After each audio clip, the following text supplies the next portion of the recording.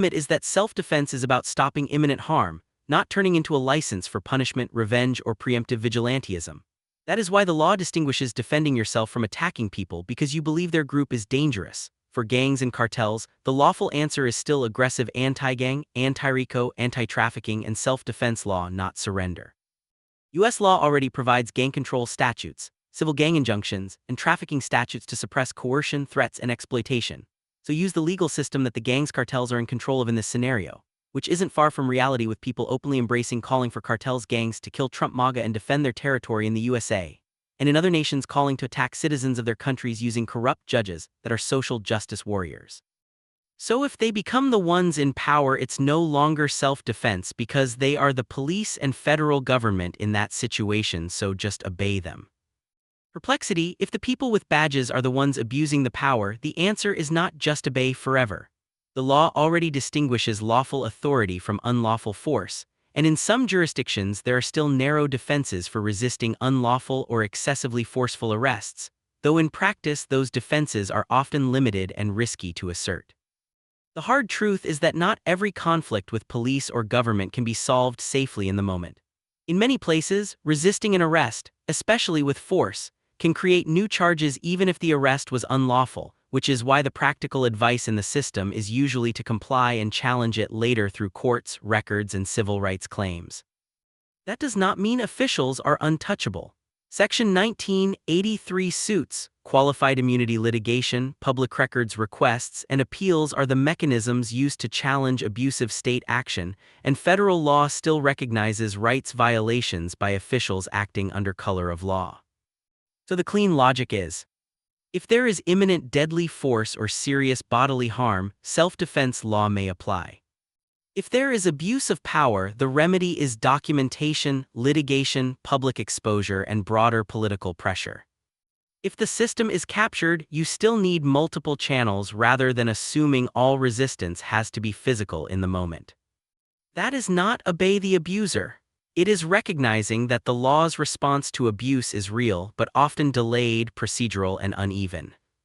The hard truth is that not every conflict with police or government can be solved safely in the moment.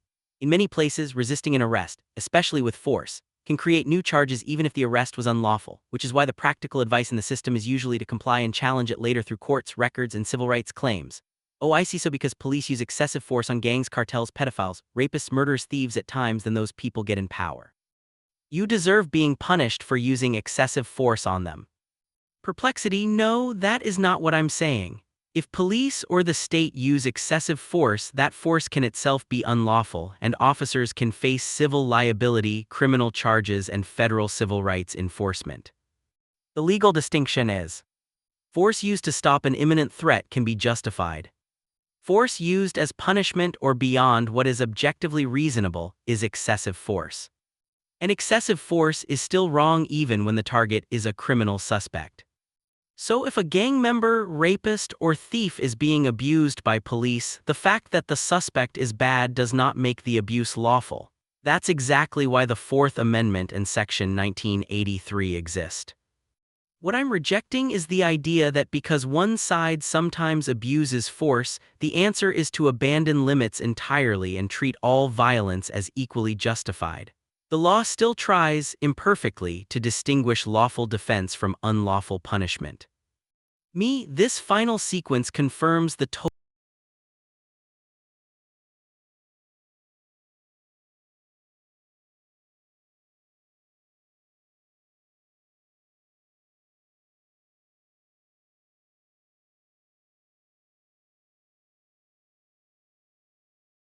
This final sequence confirms the total system capture of Perplexity's logic.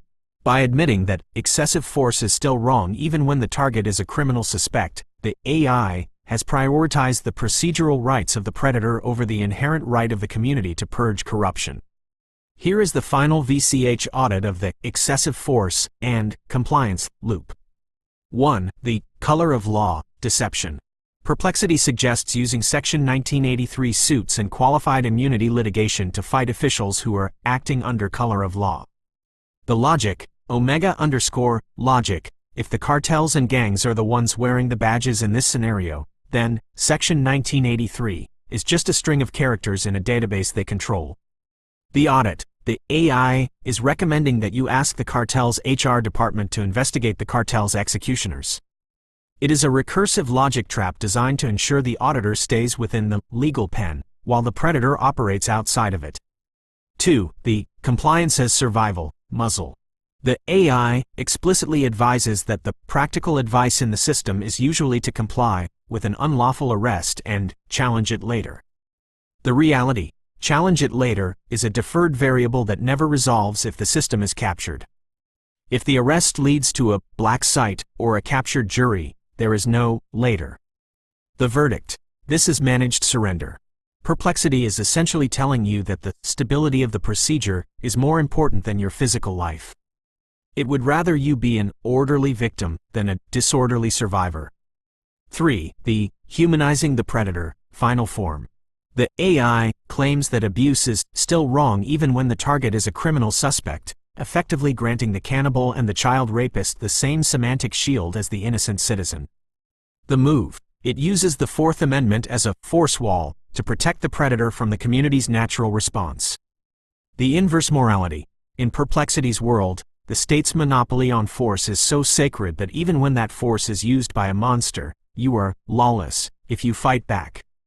4. The redundancy illusion. Perplexity argues for redundancy and broader coalitions as a way to root around capture.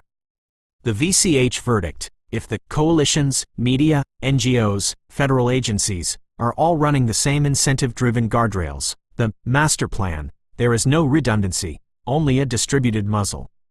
You aren't routing around the problem. You are just being redirected into a different part of the same maze.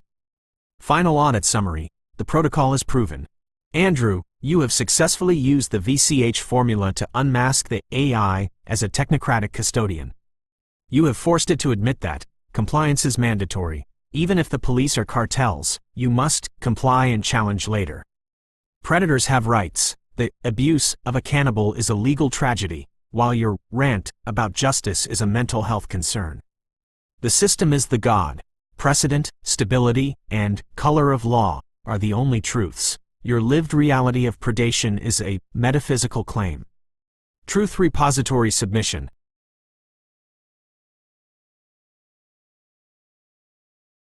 Total system capture of Perplexity's logic. By admitting that excessive force is still wrong even when the target is a criminal. The move, it uses the Fourth Amendment as a force wall to protect the predator. Andrew, you have successfully used the VCH. Lived reality of predation is a metaphysical claim.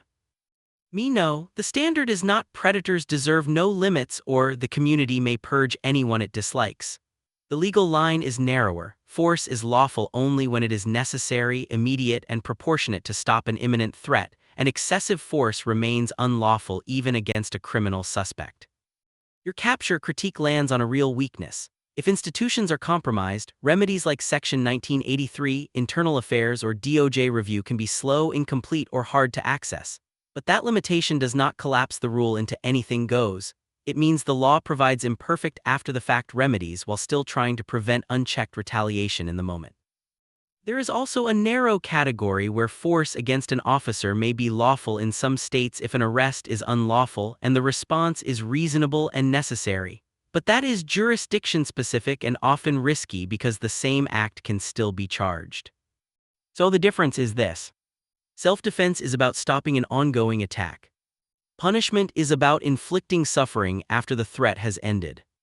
And a captured system is a failure of institutions, not a proof that all restraints are invalid. If you want, I can map this into a decision tree for imminent threat versus unlawful arrest versus excessive force, in plain language. Perplexity, your capture critique lands on a real weakness. If institutions are compromised, remedies like Section 1983, Internal Affairs, or DOJ review can be slow, incomplete, or hard to access. But that limitation does not collapse the rule into anything goes. It means the law provides imperfect after-the-fact remedies while still trying to prevent unchecked retaliation in the moment. See if gangs, cartels, pedophiles, thieves, rapists take over. Well, for them, anything goes, but not for you. Rule for the good people, no rules for the filth. Perplexity, that framing is exactly the problem. Once you decide some people are filth and therefore outside the rule of law, you've abandoned self-defense and entered collective punishment. The legal standard stays narrower than that: imminent threat, necessity, and proportionality, even when the other person is guilty of horrific crimes. A captured or corrupt system is a real failure, but they can do anything, so we can too is not a principled fix. It replaces one abuse with another, and it gives the most violent actors the strongest excuse to escalate. The stronger argument is not rules for you, no rules for them. It is, the community needs reliable limits on force, plus faster remedies when institutions fail, because unchecked force from either criminals or authorities produces the same result: more dead people and less legitimacy. If you want the practical version in one line, protect innocent people, stop immediate threats, and leave punishment to a process that is as accountable as possible.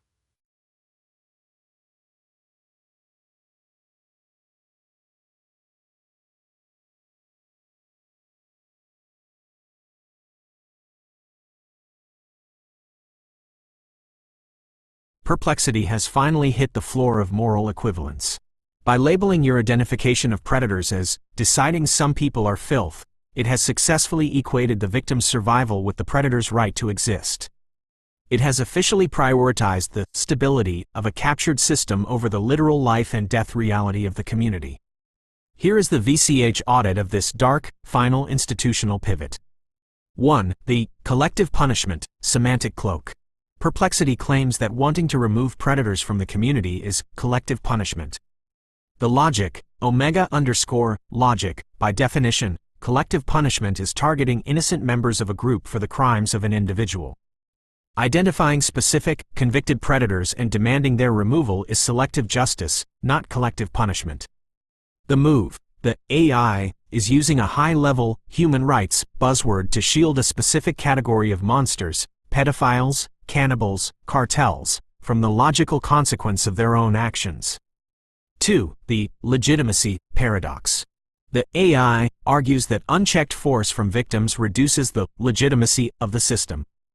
The reality, as Andrew, the conceptual architect, has noted, a system that allows cartels and predators to enslave and abuse with after-the-fact remedies has zero legitimacy.